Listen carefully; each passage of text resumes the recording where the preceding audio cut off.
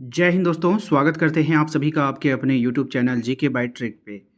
तो हम आपके लिए लेकर आए हैं रेलवे का प्रीवियस ईयर क्वेश्चन जो आपके होने वाले exam NTPC group D ALP और टेक्नीशियन के लिए काफ़ी इंपॉर्टेंट होगा। इसके अलावा आप जिस भी एग्ज़ाम की तैयारी कर रहे हो उसमें भी ये काफ़ी यूज़फुल होने वाला है। तो टॉप 10 सवाल हम लोग प्रीवियस ईयर का देखने वाले हैं आज के इस वीडियो में। छोटा सा वीडियो है, अंत तक बने रहिएगा।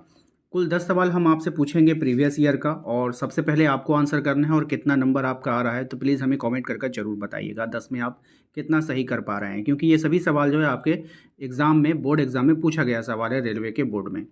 तो चलिए स्टार्ट करते हैं हम, और साथ ही साथ यदि आप हमारे चैनल पर पहली बार विजिट कर रहे हैं तो सब्सक्राइब जरूर कर लीजिएगा। चलिए नेक्स्ट सबसे पहला सवाल देखिए क्या है हमारा। सबसे पहले सवाल में पूछा गया है कि पौधे का लाल रोग विगलन किसे प्रभावित करता है। पौधे का एक लाल रोग है जिसको विगलन कहते हैं, ये किसको प्रभावित करेगा यानी किसको नुकसान पहुंचाएगा। गेहूं को, चावल को, गन्ना को, कपास को। तो इसका राइट आंसर हो जाएगा ऑप्शन नंबर सी, गन्ना को। और ये सवाल आपके जेई 2014 और में पूछा गया सवाल है आपका, देख लीजिए। अगला सवाल है हमारा कि निम्नलिखित में से गैसों में से कौन बायोगैस संयंत्र उत्पन्न नहीं होती, यानी कि बायोगैस संयंत्र में कौन सी गैस उत्पन्न नहीं होगी ये आपको बतानी है। ये सवाल आपका रेलवे एएलपी टेक्नीशियन में 13/8/2018 को पूछा गया था। कार्बन मोनोऑक्साइड है, CH4, मीथेन है, HS है, और उसका कार्बन डाइऑक्साइड है। तो बताइए इसमें से कौन नहीं होगा। तो ऑप्शंस ए जो है नहीं होगा, ऑप्शन नंबर ए। ठीक है। अगला सवाल है हमारा क्वेश्चन नंबर 3 में कह रहा है कि अपच के इलाज करने के लिए निम्नलिखित में से किस प्रकार की दवा का प्रयोग किया जाता है। ये सवाल भी आपके एएलपी टेक्नीशियन में 2018 में पूछा गया सवाल है। सल्फा दवा, एंटी हिस्टामिन दवा, एंटीबायोटिक या फिर एंटासिड।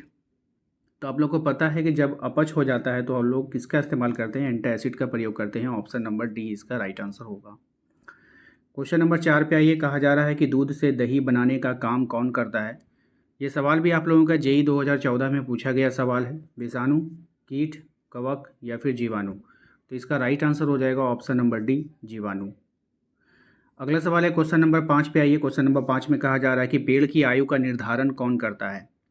ये सवाल देखिए कितनी बार पूछा गया है आपका। आरआरबी एसई में पूछा गया है, येलो पेपर में, उसके बाद जेई में पूछा गया है, उसके बाद फिर एनटीपीसी में पूछा गया है। यानी सवाल कुल मिला के इम्पॉर्टेंट है।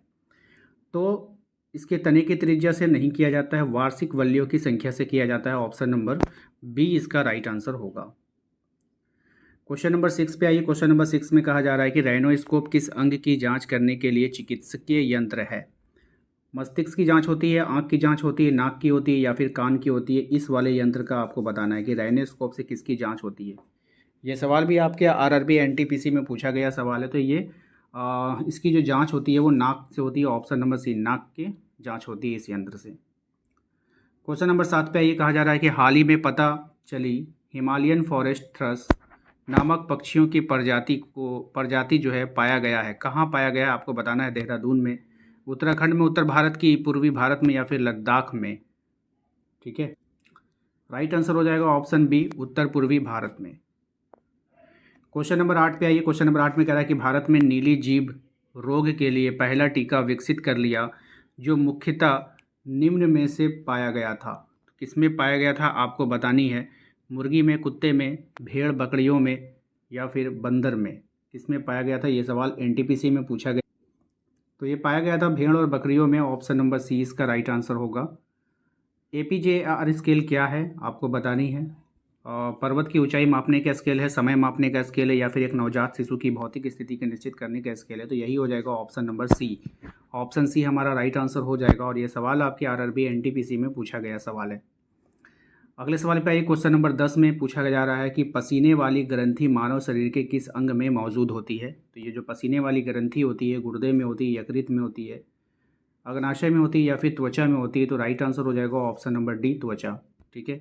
तो कुल मिला के 10 सवाल हमने आपसे पूछा है। 10 में आपने कितना सही किया हमें कमेंट करके जरूर बताइएगा। चैनल पे पहली बार आएँ तो सब्सक्राइब कर लीजिएगा ताकि आने वाली हर एक वीडियो का नोटिफिकेशन आपके मोबाइल पे जाए।